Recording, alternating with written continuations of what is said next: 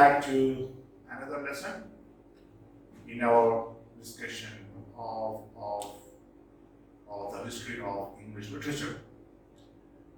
This lesson is going to be the shortest one because this is the shortest because this is an era where not much of creative, imaginative, literary works were done. Okay, this era had more of political significance than any literary significance. So I have kept this separately. Okay, the Commonwealth era. Now this Commonwealth era extended between say 1649 and 1660, so 10 to 11 years.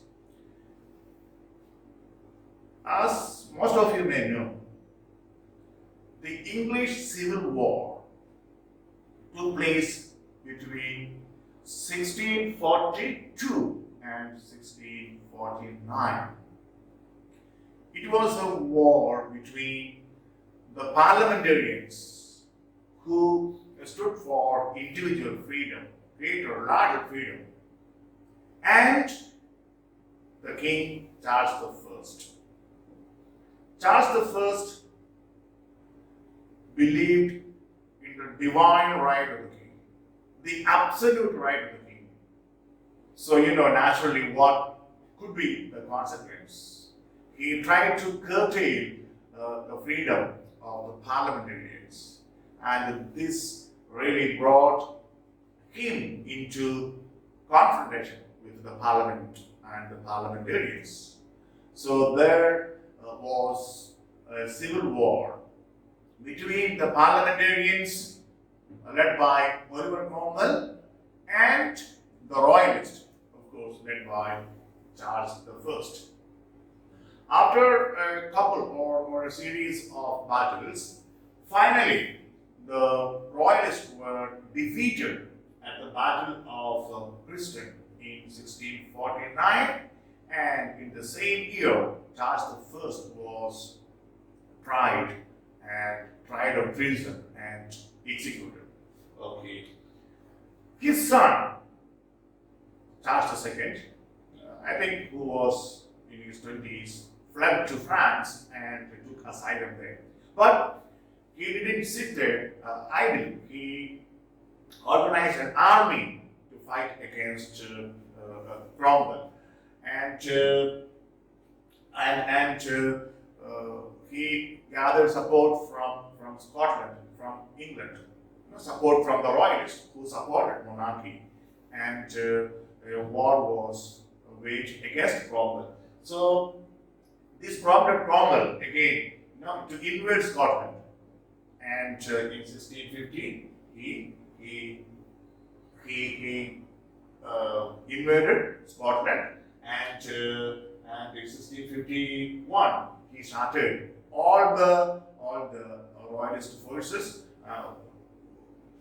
who were found in England, in Scotland, and in Ireland. So the wars of the three kingdoms came to an end. Cromwell then established what is known as his Commonwealth, and he ruled England as a Lord Protector until his death in 1658.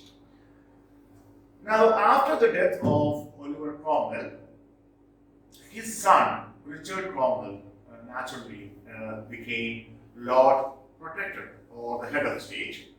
But, he couldn't do as well as his father had done.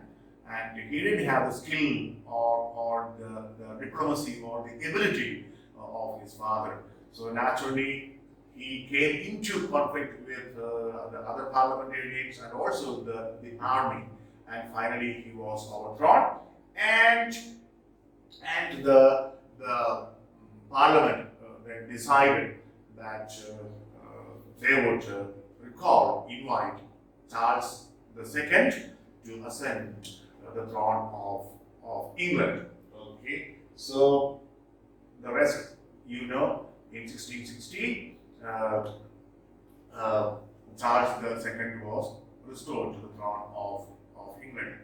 So from 1660 to 1700, we call that period the Restoration period or the Age of Dryden, because Dryden was the most prominent literary figure of that period. So it is not by his name mostly. Now, during Oliver Cromwell's rule, the people of England had absolutely no sources of pleasures or delight or entertainment, because Oliver Cromwell was a Puritan. He was a strict Puritan, and all the theatres were closed down. All the centers of any form of entertainment or delight were closed down. So people had to lead a very, very strict, rigorous, abstemious life. And again, as I have said, all the stages were closed.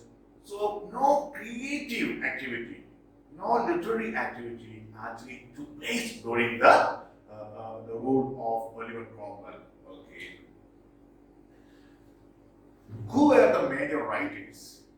Okay, the major writers of the period were John Milton.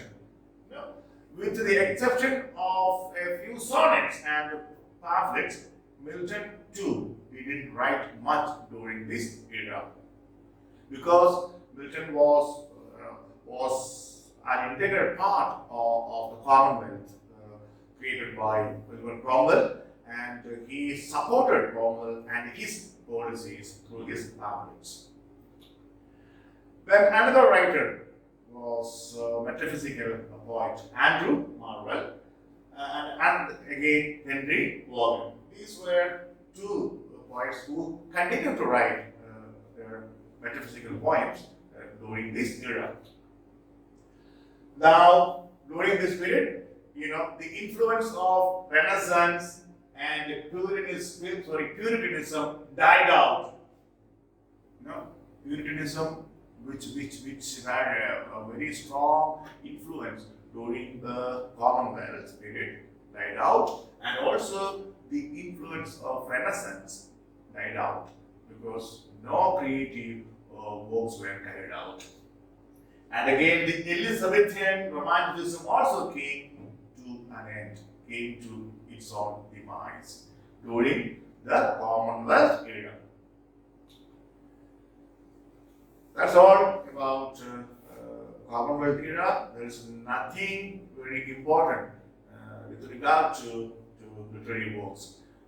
This era is important because you find when we discuss the Restoration period or the Age of Dryden, a lot of reactions to Cromwell's rule can be found in the literary works that will be produced in the following historical period.